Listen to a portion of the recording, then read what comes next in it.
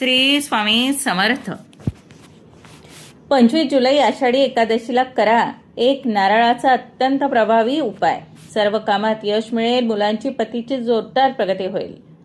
नमस्कार माझ्या प्रिय सख्यांनो आणि भावांनो, आपल्या चॅनलवर तुम्हा सगळ्यांचं मनापासून खूप खूप स्वागत। येत्या शनिवारी म्हणजेच 25 जुलैला देवशयनी आषाढी एकादशी आहे।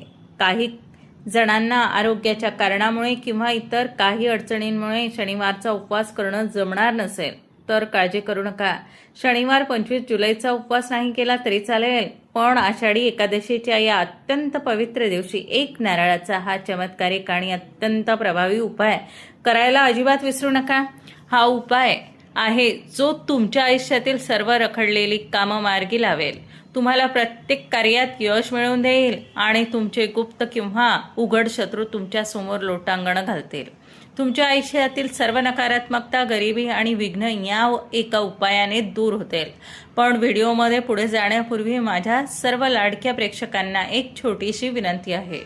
जर तुम्ही चॅनलवर नवीन असाल किंवा अजूनही चॅनलला सबस्क्राईब केलं नसेल तर आत्ताच चॅनलला सबस्क्राईब करा, व्हिडिओला नक्की लाईक करा आणि आपल्या मित्रपरिवारासोबत शेअर करायला अजिबात विसरू नका। आणि हो, आजची एकादशी ही विठू माऊलींची, शिवशंभूंची आणि स्वामींची कृपा मिळवण्याची सुवर्ण संधी आहे। त्यामुळे लगेच कमेंट बॉक्समध्ये श्री स्वामी समर्थ, ओम नमः शिवाय आणि ओम नमो भगवते वासुदेवाय लिहून पुंडलिक वरदे हरी विठ्ठल लिहायला अजिबात विसरू नका।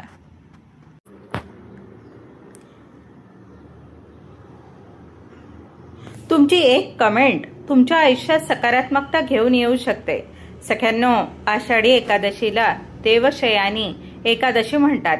या दिवसापासून भगवान विष्णू 4 महिन्यांसाठी क्षीरसागरात योगनिद्रेत जातात, म्हणजे चतुर्मास सुरू होतो। या 4 महिन्यात केलेले कोणतेही धार्मिक कार्य, उपाय हे 1000 पटीने जास्त फळ देतात।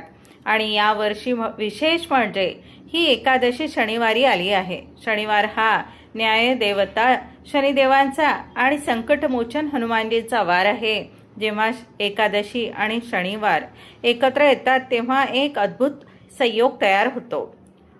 बरेचदा महिलांना आणि घरातल्या पुरुषांना कामाच्या व्यापामुळे, आरोग्यामुळे उपवास करणं शक्य होत नाही। शास्त्र सांगतं की जर तुम्हाला उपवास करणं शक्य नसेल तर मनोभावे केलेली सेवा आणि उपासा इतकाच पुण्य देऊ जातो। त्यामुळे उपवास नसेल केला तरी चालेल, काही हरकत नाही, पण हा नारळाचा उपाय नक्की करा। नारळाला आपण श्रीफळ म्हणतो। श्री म्हणजे लक्ष्मी। नारळामध्ये ब्रह्मा, विष्णू आणि महेश या तिन्ही देवांचा वास असतो। तसेच माता लक्ष्मीचा तो अत्यंत प्रिय घटक। चला तर मग माझ्या लाडक्या सख्यांनो, जास्त वेळ न घेता हा चमत्कारिक उपाय नेमका कसा करायचा, कोणत्या शुभ वेळेवर करायचा आणि यासाठी आपल्याला कोणकोणतं साहित्य अगदी सहज आपल्या घरात किंवा दुकानात उपलब्ध होईल ते आपण अगदी सविस्तर पाहूया।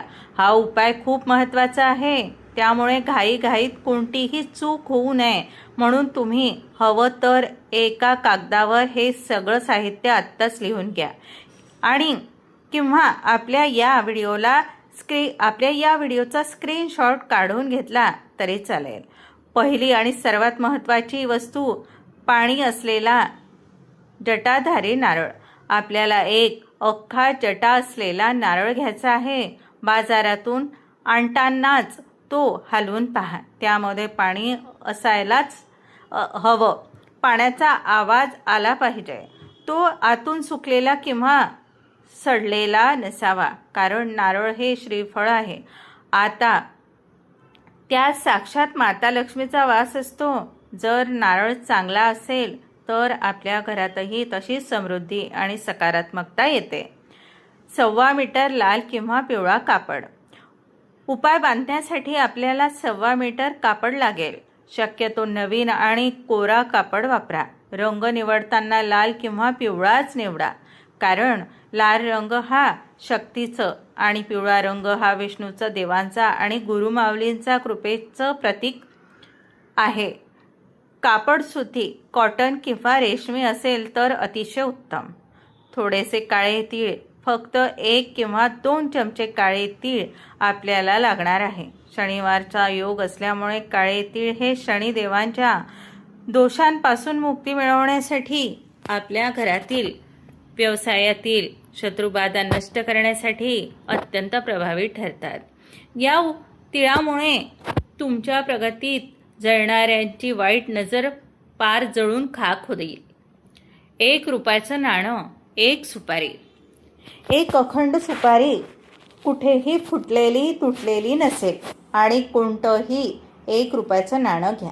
शास्त्रात सुपारीला गणपती बाप्पाचं रूप मानलं जातं, जे आपल्या कार्यातील विघ्न दूर करतं, आणि नाणं हे लक्ष्मीचं प्रतीक आहे, जे आपल्या उपायाला सिद्ध करण्याचं काम करतं. पूजेचे निमित्त आता पूजेसाठी साहित्य सांगते, ऐका. हळद, कुंकू आणि अक्षता. आपल्या देवघरात नेहमी असणाऱ्या साहित्यात म्हणजे शुद्ध हळद, कुंकू आणि घरातल्या तांदळाचे अखंड दाणे म्हणजे अक्षता. अक्षता घेताना त्या कुठेही तुटलेल्या नसाव्यात याची काळजी घ्या, कारण देवाला आपण नेहमी परिपूर्ण गोष्टी अर्पण करतो. विठू माऊली, विष्णू भगवान आणि स्वामी समर्थांचा फोटो. शेवटी तुमच्या देव्हाऱ्यात असलेल्या विठ्ठल रुक्माईचा फोटो, भगवान विष्णूंचा फोटो किंवा आपल्या श्री स्वामी समर्थ महाराजांचा फोटो घ्यायचा आहे. जर फोटो नसेल तर मूर्ती असेल तरीही चालेल, कारण शेवटी आपण ही सगळी सेवा त्यांच्या चरणी अर्पण करणार आहोत. सख्यांनो, साहित्य तर अगदी साधं आणि सोपं आहे, जे आपल्या घरात नेहमी असतं.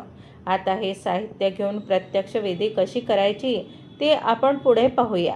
सख्यांनो, साहित्य तर आपण पाहिलं. आता सर्वात महत्त्वाचा भाग म्हणजे हा उपाय नक्की करायचा कसा. कोणत्याही चुकवू नका, कोणतीही गोष्ट चुकवू नका. पूर्ण लक्ष देऊन अगदी मनापासून ऐका. हा उपाय तुम्ही शनिवारी म्हणजेच 25 जुलैला सकाळी सूर्योदयापासून ते अगदी संध्याकाळी सूर्यास्तापर्यंत तुम्ही तुमच्या वेळेनुसार कधीही करू शकता. पण जर तुम्हाला शक्य असेल तर हा उपाय प्रदोष काळात म्हणजे संध्याकाळी 5:30 ते 7 या वेळेत केला तर त्याचे फळ अतिशय उत्तम आणि प्रचंड पटीने मिळते, कारण हा काळ देवांच्या आराधनेसाठी अत्यंत जागृत मानले जातो.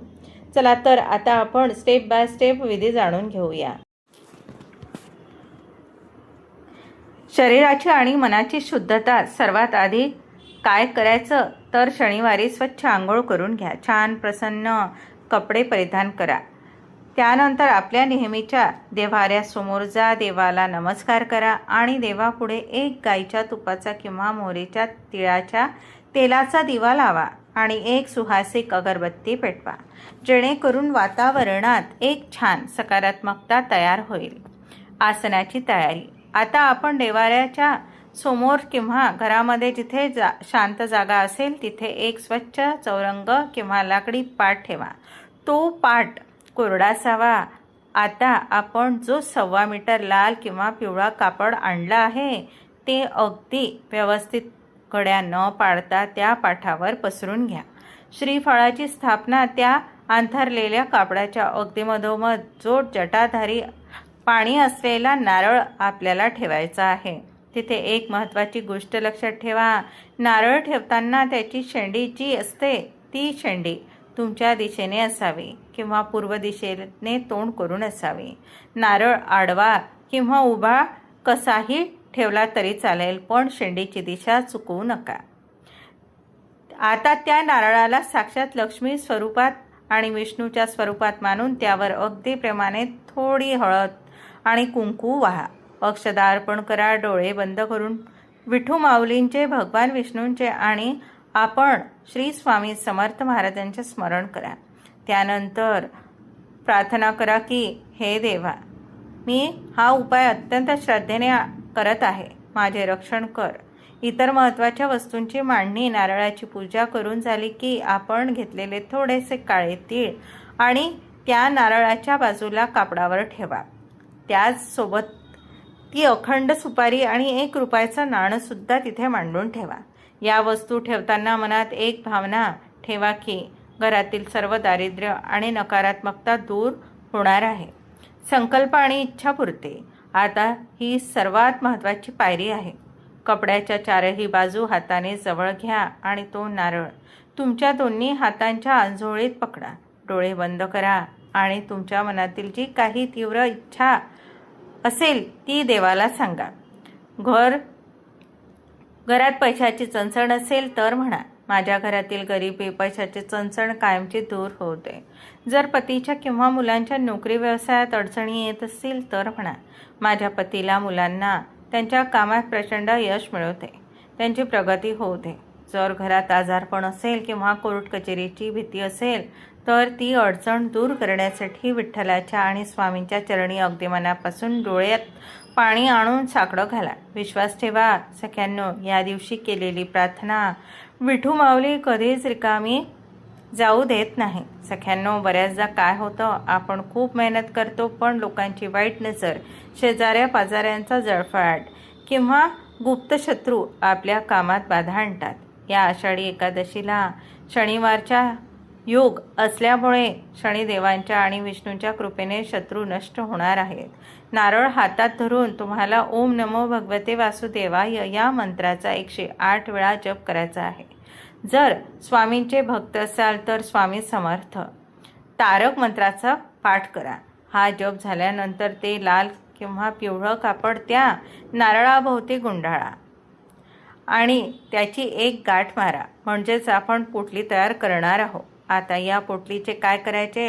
ही पोटली तुमच्या घरातील मुख्य दरवाजावरून घड्याळाच्या काट्याच्या दिशेने 7 वेळा उतरून घ्या. असे केल्याने घरातील सगळे अलक्ष्मी, नकारात्मकता आणि शत्रुबाधा त्या नारळात शोषली जाईल. त्यानंतर ही पोटली तुमच्या घरातील देवघराजवळ, देव्हाऱ्यात जवळ किंवा तिजोरीच्या जवळ शनिवारी रात्रभर राहू द्या. दुसऱ्या दिवशी म्हणजे रविवारी सकाळी आंघोळ झाल्यानंतर ही पोटली घेऊन तुम्ही कोणत्याही विष्णू मंदिरात, विठ्ठल मंदिरात किंवा हनुमान मंदिरात जाऊन देवाच्या चरणी ठेवून या.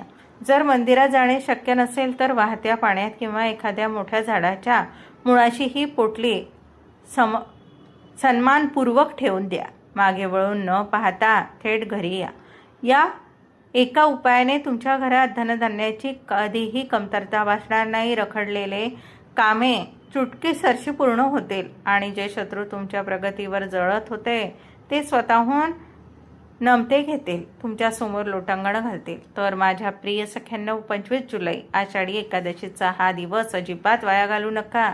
उपवास जमत नसेल तर एक नारळाचा उपाय नक्की करून पहा आणि विठू माऊलींचा आशीर्वाद मिळवा. जाता जाता पुन्हा एकदा आठवण करून देते, व्हिडिओला लाईक करा, जास्तीत जास्त शेअर करा आणि चॅनलला सबस्क्राईब करायला अजिबात विसरू नका. तसेच कमेंट बॉक्समध्ये श्री स्वामी समर्थ, ओम नमः शिवाय, ओम नमो भगवते वासुदेवाय आणि पुंडलिक वरदे हरी विठ्ठल लिहायला अजिबात विसरू नका. तुमची एक कमेंट तुमच्यासाठी भाग्याचे दार उघडू शकते. माऊली तुम्हा सर्वांना सुखात, आनंदात, ऐश्वर्यात ठेव हीच प्रार्थना. धन्यवाद. श्री स्वामी समर्थ. रामकृष्ण हरी.